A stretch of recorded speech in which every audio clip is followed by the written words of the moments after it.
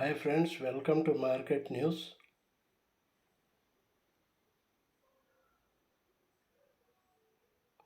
Friends, please like, comment, subscribe and share friends if you like this video. Friends ఈ వీడియోలో మనము dividend stocks గురించి తెలుసుకుందాము. Okay, dividends are periodic cash payments made by a company to its shareholders as a way of distributing a portion of its profits. Okay friends, కంపెనీకి లాభాలు వచ్చినప్పుడు ఆ లాభాల్లో భాగంగా షేర్ హోల్డర్స్కు రివార్డ్ ఇస్తూ ఉంటాయి. డివిడెండ్స్ అంటే మీ అకౌంట్లో ఒక షేర్కు 5 రూపీస్, 2 రూపీస్, 3 రూపీస్ అట్లా ఒక షేర్కు వాళ్ళు డిసైడ్ చేస్తారు. లాభాన్ని బట్టి కార్పొరేట్ యాక్షన్ జరుగుతూ ఉంటుంది. అప్పుడు సంవత్సరానికి ఒకసారో 2 సార్లు మీకు డివిడెండ్ పే చేస్తారు. మీ అకౌంట్లో వచ్చి క్రెడిట్ అవుతాయి. 2 రూపీసో, 3 రూపీసో, 100 రూపీసో, పెద్ద షేర్ ఉంటే 100, చిన్న షేర్స్ ఉంటే దాని పర్సెంటేజ్ను బట్టి ఓకే డివిడెండ్ రేషియోను బట్టి మీ అకౌంట్లో క్యాష్ క్రెడిట్ అవుతూ ఉంటాయి. సంవత్సరానికి ఒకసారో 2 సార్లు ఓకే. కంపెనీస్కు లాభాలు వచ్చినప్పుడు మాత్రమే వాళ్ళు డివిడెండ్స్ ఇస్తూ ఉంటారు.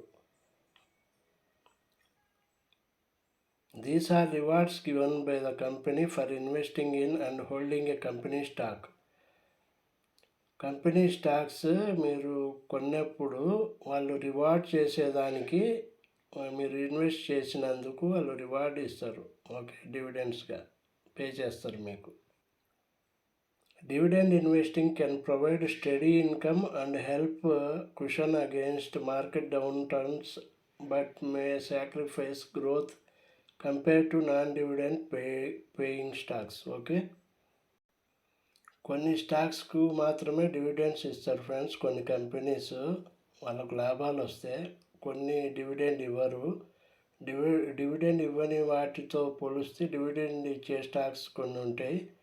ఆ స్టాక్స్లో వాళ్ళకు లాభాలు వచ్చినప్పుడు వాళ్ళు స్టడీ ఇన్కమ్ లాగా సంవత్సరానికి ఒకసారో 2 సార్లు 3 సార్లు కానీ డివిడెండ్ వేస్తూ ఉంటారు అకౌంట్లో. అది స్టడీ ఇన్కమ్ లాగా మీకు ఫిక్స్డ్ ఇన్కమ్ లాగా వస్తూ ఉంటుంది.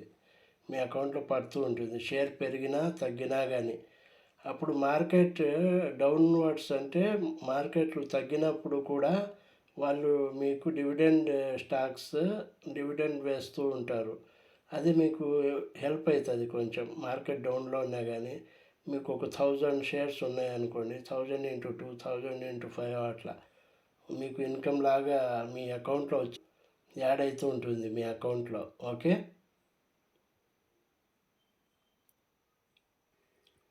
dividends represent a portion of a company's profit and can be paid in cash, stock or some other property. కంపెనీస్కు లాభాలు వచ్చినప్పుడు దాని లాభాల్లో భాగంగా మీకు క్యాష్, కొన్ని ఒక్కోసారి స్టాక్స్, ఇంకా సమ్ అదర్ ప్రాపర్టీ, ఏదైనా ప్రాపర్టీ మీకు రివార్డ్గా ఇస్తూ ఉంటాయి companies. Okay, all dividends are taxable based on your income tax slab. Friends, మీరు డివిడెండ్ రిసీవ్ చేసుకుంటే లేటెస్ట్గా ఇప్పుడు దానికి కానీ ట్యాక్స్ వేస్తున్నారు. మీరు ట్యాక్స్ కట్టేటప్పుడు దాన్ని కానీ ట్యాక్స్ కట్టాలా. ఆ డివిడెండ్స్కు కానీ మీరు ట్యాక్స్ కట్టాల్సి వస్తుంది. మీ ఇన్కమ్ ట్యాక్స్ స్లాబ్ రేట్ ప్రకారం. ఓకే, ఈ డివిడెండ్ పేఅవుట్ రేషియో చూస్తే total dividends paid by net income × 100. Dividend payout ratio అని మెన్షన్ చేసి ఉంటాయి వెబ్సైట్స్లో. అది చూస్తే మీరు అది ఎట్లా వస్తుందంటే ఆ ratio total dividends paid by net income. మీరు టోటల్ డివిడెండ్స్ ఎంత పే చేసిండ్రు by net income, companies net income × 100 వేస్తే ఆ రేషియో వస్తుంది. Okay, most commonly dividends to be paid quarterly are annually. మామూలుగా జనరల్గా డివిడెండ్స్ ఎప్పుడు పే చేస్తారంటే క్వార్టర్లీ, కొంతమంది ఎక్కువగా యాన్యువల్లీ, సంవత్సరానికి ఎక్కువ మంది పే చేస్తారు, సంవత్సరానికి ఒకసారి.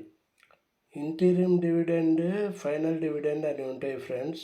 Interim dividend can be paid any time through out the year.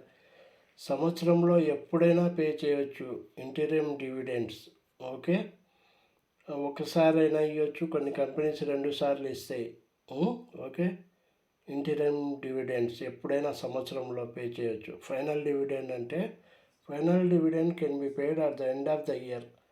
కొన్ని కంపెనీస్ ఒక్కసారే ఇస్తాయి, అవి ఎండ్ ఆఫ్ ద ఇయర్లో ఇస్తాయి, ఒక్కసారే సంవత్సరం లాస్ట్లో ఇస్తాయి. దాన్ని ఫైనల్ డివిడెండ్ అంటారు. If you have 100 shares of a company and the dividend paid is 100 per share, then you get 100 into 10 equals to 1000.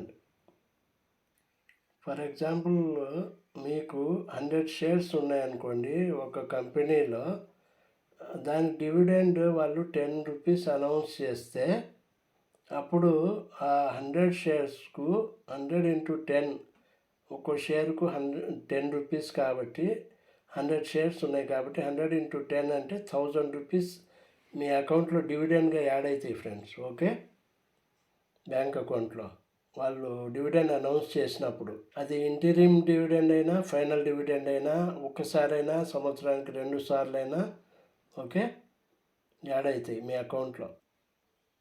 You must by shares before the X date to receive the declared dividend. Friends, మీరు X date ఉంటుంది, ఆ X date అంటే ఒక date announce చేస్తారు, ఆ date లోపు మీరు shares కొని ఉండాలి. ఎన్ని షేర్స్ కొని ఉంటే అన్ని మల్టిపుల్స్ ఆఫ్ 10. ఎగ్జాంపుల్, 2 రూపీస్ అయినా, 5 రూపీస్ అయినా, 10 రూపీస్ అయినా, మీకు అన్ని షేర్స్ ఉంటే అన్ని మల్టిపుల్స్ ఆఫ్ 10 అయినా 5 అయినా మీకు అమౌంట్ యాడ్ అయిపోతుంది. ఒక్కో షేర్ 100 అంటే ఒక 10 రూపీస్ డివిడెండ్ అయితే 1000 రూపీస్ అట్లా ఎగ్జాంపుల్. ఓకే, ఆ ఎక్స్ డేట్ లోపు మీరు షేర్ హోల్డర్ అయి ఉండాలి, ఆ కంపెనీలో షేర్స్ కొని ఉండాలి ఆ డేట్ లోపు, అప్పుడే మీకు డివిడెండ్ వస్తుంది, లేకపోతే రాదు. The record date is the day on which you must be on the company's books as a shareholder to receive the declared dividend. మీరు షేర్ హోల్డర్ అయి ఉండాలా, షేర్స్ కొని ఆ రోజు లోపు, అప్పుడే మీకు డివిడెండ్ వస్తుంది మీ అకౌంట్లో. కొన్ని డివిడెండ్ స్టాక్స్ చూద్దాం ఫ్రెండ్స్. మనం NMDC minerals company, REC, BPCL, Bharat petroleum corporation limited, Vedanta, coal India, Sanofi India, Hindustan zinc, IRFC, ITC, IOCL, HPCL, ONGC, power grid, ఇవన్నీ డివిడెండ్ ఇచ్చే companies friends. Okay, thank you, bye.